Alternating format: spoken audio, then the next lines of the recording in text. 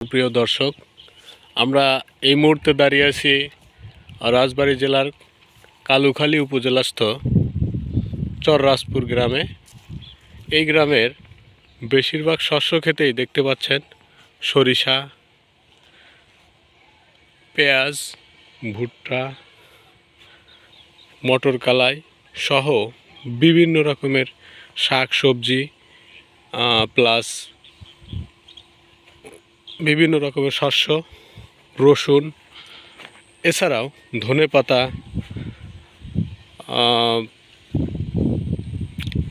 লাল শাক, বেগুন, ভুট্টা প্রচুর পরিমাণে চাষ হয়।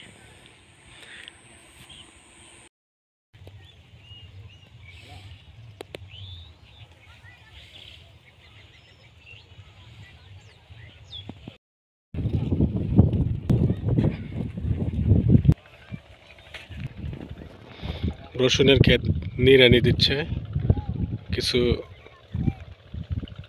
যুবক ছেলেরা।